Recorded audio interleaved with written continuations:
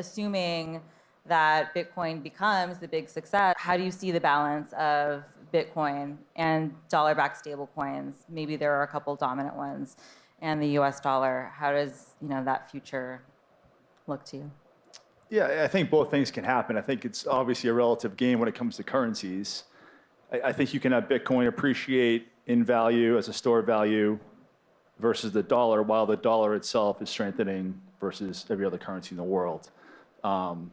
I think as the Bitcoin adoption curve takes hold and more investors come in, the finite supply, the scarce asset that it is, it's going to have a nice support below it.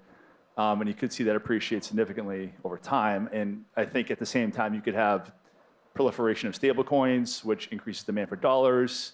You could have a net new buyer of bonds, right, from the US government while we're running deficits into the future. So I think this all can happen at the same exact time. Yeah, I think like there are two, they can go in parallel, right? Because Bitcoin, to me, it's again, go back to the narrative, which is the digital gold.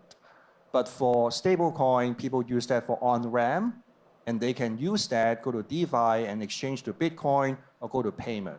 So I felt like, Bitcoin, you go back to the digital gold narrative, but stablecoin, you go back to, or maybe you explore the additional avenue for payment and maybe on-ramp and trading and that kind of that path. So I do feel like they can go in parallel, and they don't have to like fight each other and try to take the incremental dollar from investors.